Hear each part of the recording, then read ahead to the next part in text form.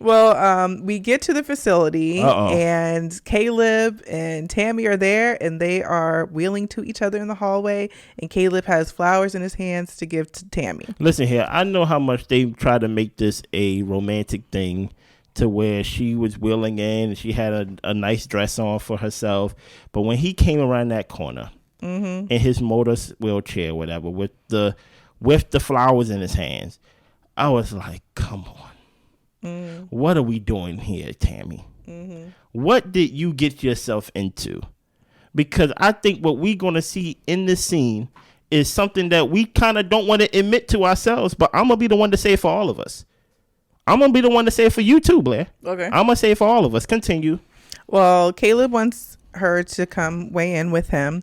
And he was 537. Okay. When he steps on the scale, he is 524.6. He lost weight, but he knows that he should be below 500 at this point per the doctor's recommendations. Now, help me understand this, Blair, as someone who watches this show and also someone who watches My 600-Pound Life. The last time he weighed himself, you said 6 weeks ago. He said he was 537 6 weeks ago, and now he's 524. Is that a success that he lost 12 pounds, or is it basically neutral, or is it bad that he only lost that little? It's a success. We're not going to say it's not a success, but it's not where he should be. If he was really on the program that he's on and doing everything he's supposed to be doing, he would have reached the goal that Dr. Smith set for him at this point. So that's why Tammy is saying, I'm trying to encourage him because he is losing, but clearly he's not doing all that he needs to be doing. Yeah, and like you said, the doctor from My 600-Pound Life is Dr. Now. Yeah. Dr. Now would say it's a failure. Dr. Now don't play. I would say it's a failure because I'm not a doctor, so I'm gonna say what the doctor said. The doctor will say, because I saw a couple of My 600-Pound. Dr. Now, he'll be like, what happened? Yeah, he would say that, hey, you're big, you're obese. You should be at the point in your fitness to where you should be dropping weight. Yeah. And things like that. Just by walking. Just by not eating bad, you should be dropping weight because based on the stored up energy and things like that you have in your body. So I'm going to say what Dr. Now would say. Caleb, you failed, brother. You failed. And I think we are starting to unravel and see the type of person you are. And I think you are someone who like to talk a good game, but you're not really in the game. Yeah. You're not really in the game to win the game. You're not really in the game to compete. You're just like, hey, baby, come wait with me. Hey, baby, come see me. Yeah. Hey, baby, I want to travel and have the world with you. But really, you're not really about giving Tammy all those benefits. You're not even worried about giving yourself the benefits. You get what I'm saying? Continue, Blair. Yeah. Well, they're back to his room, and she's asking him where is his dedication. Where is that motivation, that dedication, that fire? Right, because when she was in the facility, he seemed to have it more. He was going to the gym. He was, trying to eat on his program the way he's supposed to. Okay. He says that he still got it, and then Tammy says, "What is this? What is this? Uh-oh, she found a condom. Is it a scrunchie? Is it earrings? Is it somebody's jaws? What have you been doing in that rehab facility, Caleb? It's a basket of snacks. Tasty cakes. Cookies, cakes, candy. Twinkies. Caleb tries to tell us that he wanted it out in the open so, he wouldn't be hiding anything. That's what I'm talking about. Stop right there. Caleb. He's like, there ain't no way I could really spend this. Stop. Caleb, respect the dead, okay? Listen here, Caleb. At that moment right there, and they was open too. You're an ish talker. I think I'm going to say something that everybody is thinking, but they don't want to say it. So I'm going to say it I'm going to take the arrows for everybody. Okay. I think, Caleb, you really had no intentions of getting better. I think you had intentions of getting married.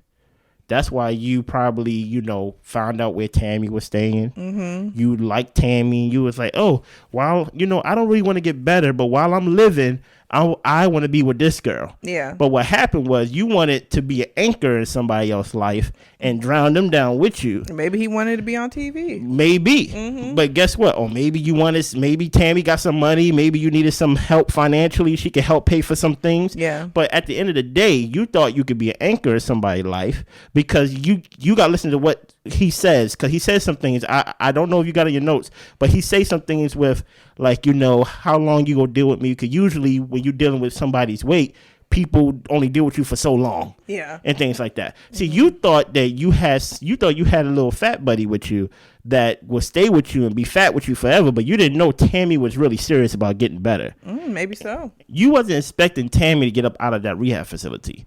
And now that Tammy is out of that rehab facility, now you're back on step one. And that's being alone. And that is you focusing on your health. Yeah. You actually have to get yourself better more than depending on somebody else or basically trying to drag somebody else down. You get what I'm saying? Continue.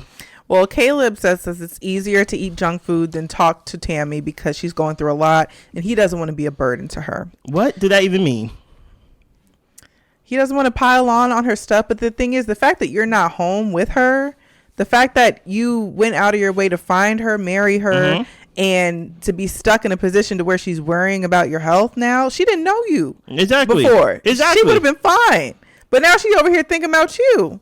Anyway, Tammy tells him that you have to start thinking about us coming home so we can actually be in us. And he's nervous that this is going to make her want to leave. Yeah. And Tammy says, food addiction is deadly and it's life or death. It is. And she says it to him. Like, this is not a game. It's not a game, but it's to his point. He said, like, it's only a matter of time to where, like, somebody don't want to deal with this no more. And it gets me to the point where let's use Chris for an example. You use a small example or something as simple as him just driving everybody around. Yeah. You get what I'm saying?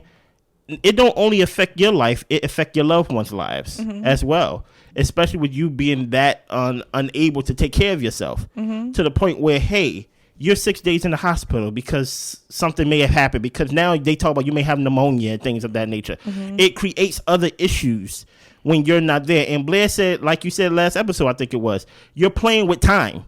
So you can even be doing the right thing, but because you're so unhealthy, you can potentially still hurt yourself and potentially, like, it could be the end of you. You get what I'm saying? Continue. That's it.